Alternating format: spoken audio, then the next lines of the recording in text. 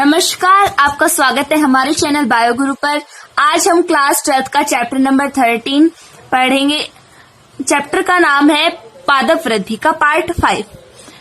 आज हमारा टॉपिक है जिब्रेलिन। जिब्रेलिन हार्मोन हम पढ़ रहे थे। हमने ऑक्सिन हार्मोन तो पढ़ लिया था। आज हम पढ़ेंगे जिब्रेलिन हार्मोन। जिब्रेलिन हार्मोन है, ये पाया जाता है जो बर्ड होती है उनमें, सीड्स में पाया जाता है, बीजों में पाया जाता है और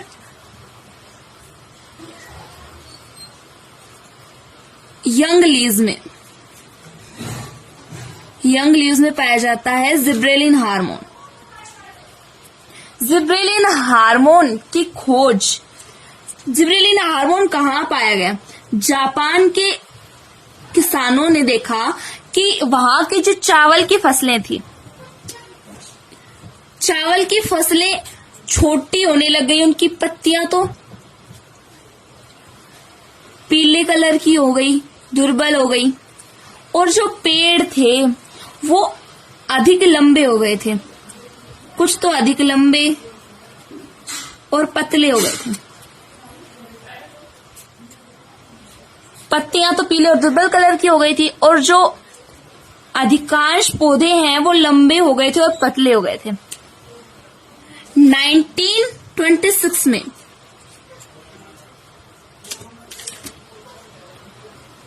कुरुशोवा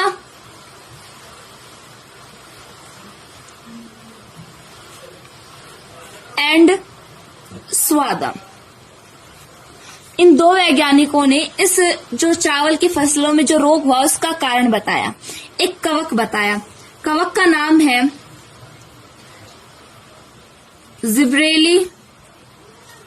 जिब्रेला फ्यूकोराई। जिब्रेला फ्यूजिकोराई कवक के कारण चावल के पौधों में पीले और दुर्बल पत्तियां होने लग गई और वो पौधे अधिक लंबे और पतले होने लग गए थे। ये कवक है, ये कौन से कुल का कवक है? ये एस्कोमाइसीटीज कुल का कवक है, जिब्रेला फ्यूजिकोराई। पादपों में जो ये रोग हुआ था, चावल के पादपों में, इस रोग को नाम दिया बेकेन रोग। क्या नाम दिया? बेकेन रोग। इसे एक नाम से और जानते हैं, बेवकूफ नवोद्भिद, यानी कि फुलिश सीडलिंग्स डिजीज। इस चावल के पौधों में जो रोग हुआ था उसे बेकन रोग या फिर बेवकूफ नवोद्भिद, फुलिश सीडलिंग डिजीज भी कहा जाता है। जो फुलिश सीडलिंग डिजीज है, बेवकूफ नवोद्भिद जो रोग है, ये होरी नामक वैज्ञानिक ने इसका सर्वप्रथम अध्ययन किया था। याबुता और हायशी नामक ये दो वैज्ञानिक हुए थे। इन्होंने कवक में के शुद्ध क्रिस्टलीय रसायन प्राप्त किए। कवक से शुद्ध क्रिस्टलीय रसायन प्राप्त किए और जिसे नाम दिया जिब्रेलिन। एक वैज्ञानिक और हुए थे ब्रायन, और इसके कुछ साथी भी थे। ब्रायन और उसके साथियों ने एकल जिब्रेलिन का शुद्ध रूप प्राप्त किया, जिसे जिब्रेलिक एसिड, जीए से लिखते हैं जिब्रेलिक एसिड को, जिब्रेलिक एसिड नाम दिया।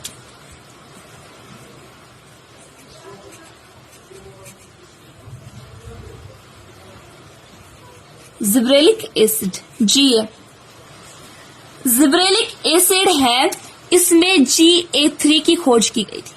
इसका अणुसूत्र होता है C19H26O6। सबसे पहले G3 की खोज की गई, जिब्रेलिक एसिड की खोज की गई। कौन से जिब्रेलिक एसिड की खोज की गई सबसे पहले? GA3 की। अभी तक सबसे ज्यादा कितने 100 जिब्रेलिक एसिड की खोज की जा चुकी है, जैसे GA1, GA2, GA3 dash dash dash, इसी प्रकार से GA100 तक इसकी खोज की जा चुकी है। जो GA3 है ये सबसे पहले खोजा जाने वाला जिब्रेलिक एसिड है और GA3 कॉमन है, ज्यादातर प्लांट्स में GA3 जिब्रेलिक एसिड 3 पाया जाता है। जो मटर के पौधे होते हैं उसमें 7 प्रकार के जिब्रेलिक एसिड पाए जाते हैं। कितने प्रकार के? 7 प्रकार के। रासायनिक दृष्टि से जिब्रेलिन है, जिसे लिख देते हैं, ये टारपिन्स से बना होता है। किससे बना होता है? टारपिन्स। टारपिन्स से जिब्रेलिक हार्मोन बना होता है। सभी जिब्रेलिक एसिड की समान संरचना होती है, मतलब सभी जिब्रेलिन्स हैं वो जिब्रेलिक एसिड से बने होते हैं, जिनकी जो मूल संरचना होती है वो समान होती है। ये एक गिबेन वलय से बने होते हैं, गिबेन वलय से। कुछ जिब्रेलिन की गिबेन वलय है, उसमें कुछ में तो 19 और कुछ में 20 कार्बन वाली श्रृंखला पाई जाती है। जैसे यहां पर ये जिब्रेलिक एसिड का स्ट्रक्चरल फॉर्मूला है, यहां पर जिब्रेलिक एसिड का स्ट्रक्चरल फॉर्मूला है ये। इसमें कुल 19 कार्बन है। अब हम पढ़ेंगे जिब्रेलिक एसिड के कार्य की प्रभाव। कार्य के प्रभाव किसके? जिब्रेलिन एसिड के। फर्स्ट आता है ब्लोटिंग। ब्लोटिंग क्या होता है? ये पाया जाता है रोजेट कुल के पादपों में, रोजेट प्लांट्स में पाया जाता है। रोजेट प्लांट्स में कौन कौन से आते हैं? जैसे कैबेज यानी पत्ता गोभी,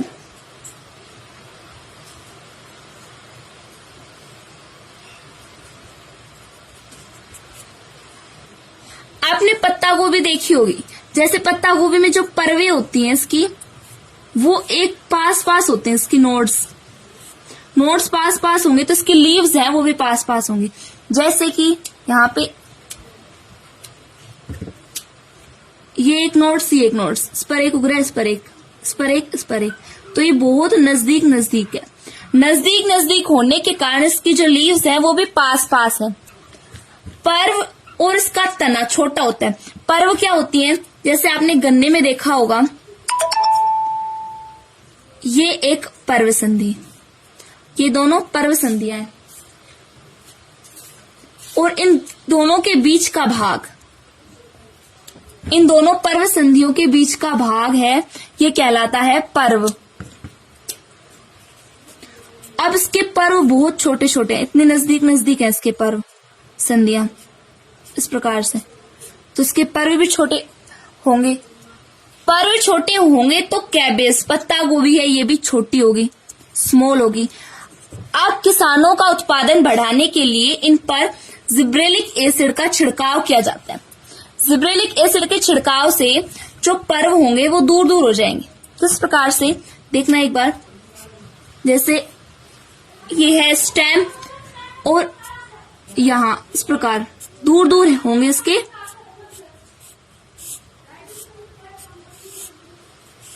पर्व। यहां पर इसकी जो पर्व है इनमें काफी गैप है, इसके इंटरनोड्स, पर्व संधियां, पर्व, और ये पर्व संधियां काफी दूर दूर है और पर्व है ये बड़े हैं, इंटरनोड्स बड़े।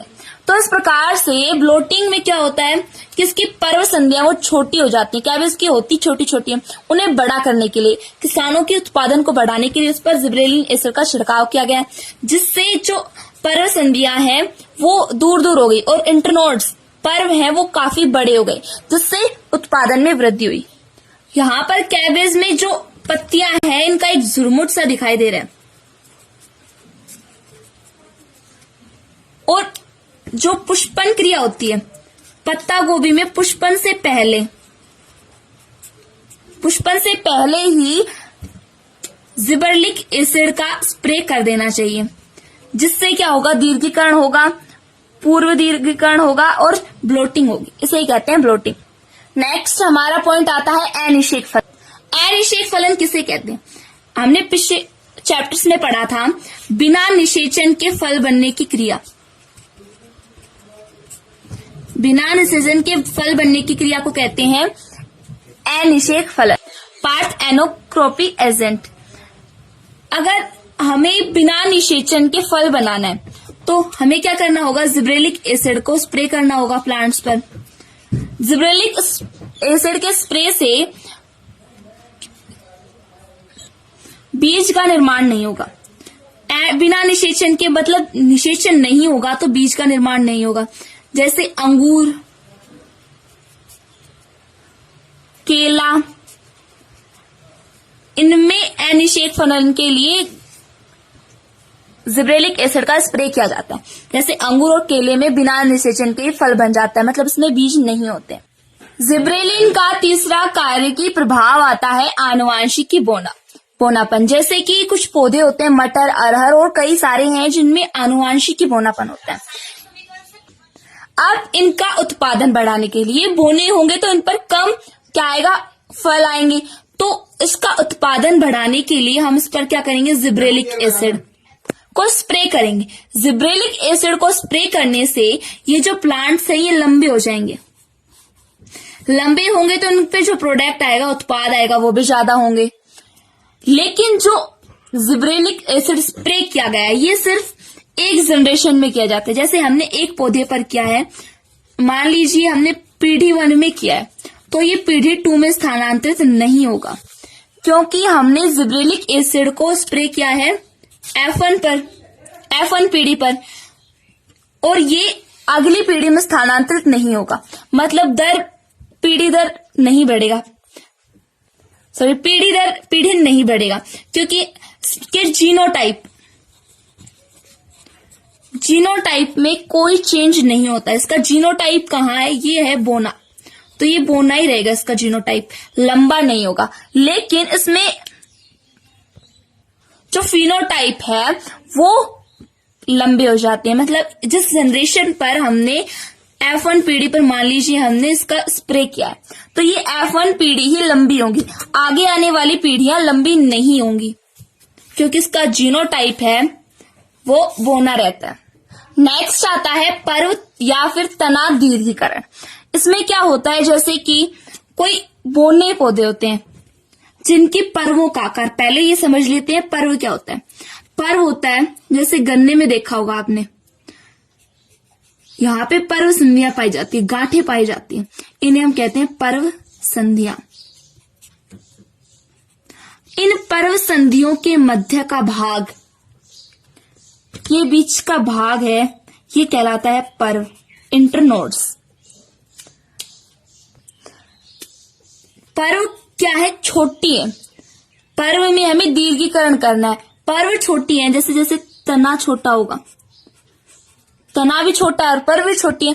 अब हमें गन्ने का उत्पादन बढ़ाने के लिए, गन्ने में देखा है हमने, गन्ने का उत्पादन बढ़ाने के लिए हम क्या करेंगे, जो पौधा है, प्लांट है, उस पर हम कर देंगे जिब्रेलिक एसिड को स्प्रे कर देंगे। जिब्रेलिक एसिड का क्या काम होता है, ये हम स्टार्टिंग से पढ़ते आ रहे हैं कि जिब्रेलिक एसिड है ये वृद्धि करता है, पादपों में वृद्धि।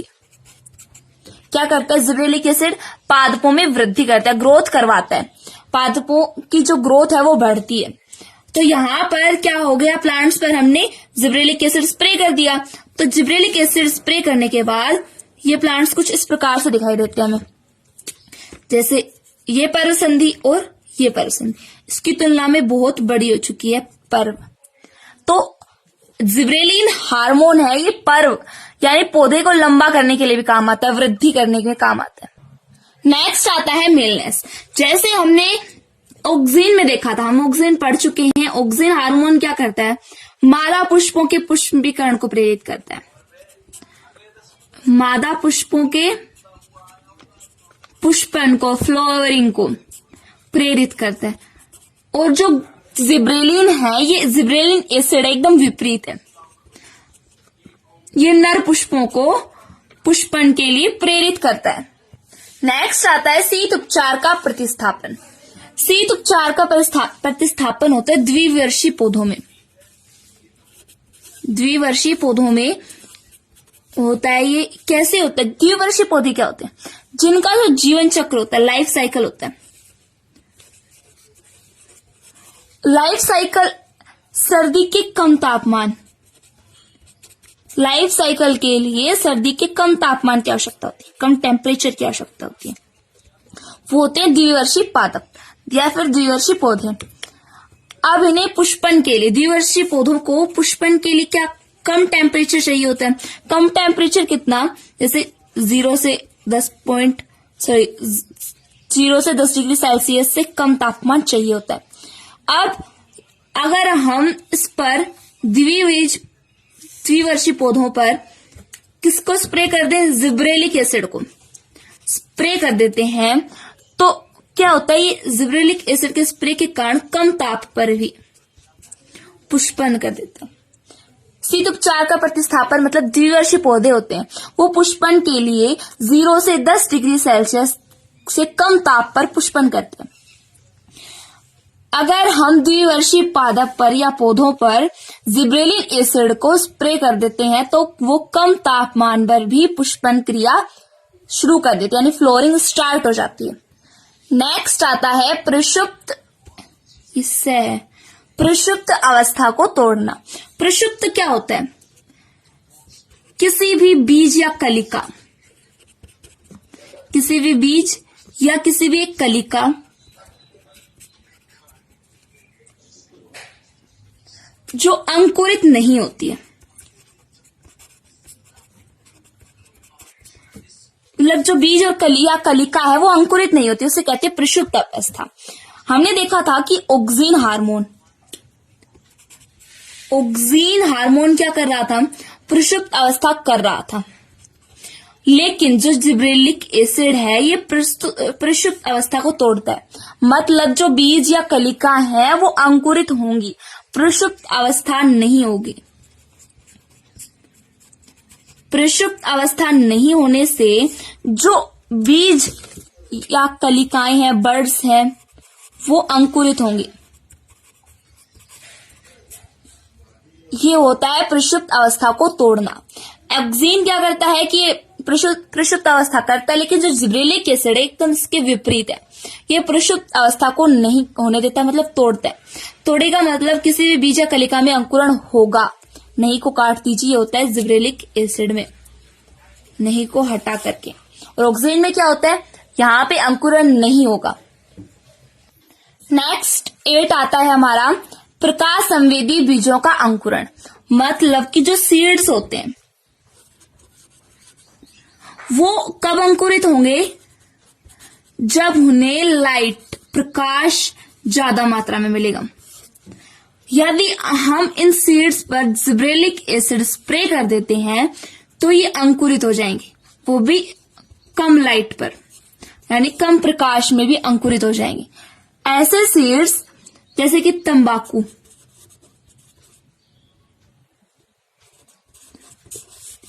इसके सीड्स हैं वो ज्यादा लाइट में अंकुरित होते हैं। लेकिन यदि हम यहाँ पर जिब्रेलिक एसिड को स्प्रे कर देंगे तो ये कम लाइट, ये सीड्स हैं, ये कम लाइट में भी अंकुरित हो जाएंगे।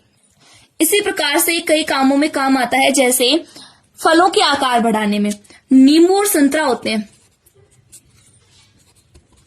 अगर हम इन पर जिब्रेलिक एसिड स्प्रे कर देंगे तो इनके फलों का आकार, फलों का साइज इंक्रीज हो जाएगा। जिब्रेलिक एसिड स्प्रे करने से फलों के आकार में वृद्धि होती है। जैसे अंगूर में भी देख सकते हैं, अंगूर में क्या होता है?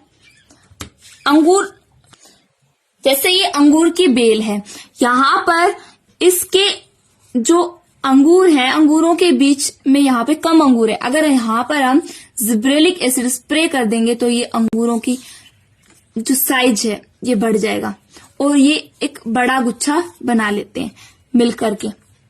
तो इस प्रकार से जिब्रेलिक एसिड है ये फलों के आकार में सहायता करता है, आकार बढ़ाने में सहायता करता है। आशा करती हूँ कि आपको ये वीडियो समझ में आ रहा होगा। अगर आपको ये वीडियो अच्छा लगा है तो चैनल को सब्सक्राइब कीजिए और बेल आइकन को जरूर प्रेस कर दीजिए ताकि हमारे नई वीडियो के नोटिफिकेशंस आप तक सबसे पहले पहुंच जाए। नेक्स्ट हमारा आता है जो LDP होते हैं, यानी long day plants. Long day plants क्या होते हैं? ऐसे पौधे जिनको ज्यादा मात्रा में लाइट चाहिए होती है, ज्यादा मात्रा में। वो पौधे वे पौधे जो ज्यादा मात्रा में लाइट लेते हैं और फिर फ्लावरिंग करते हैं, पुष्पन करते हैं। यदि हम इन प्लांट्स पर क्या करें?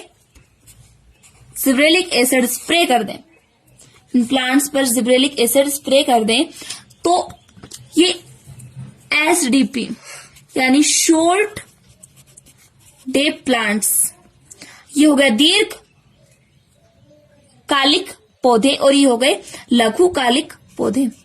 तो ये SDP की तरह कार्य करने लगते हैं, मतलब कि कम प्रकाश में, कम लाइट में ये फ्लावरिंग स्टार्ट कर देते हैं। धन्यवाद।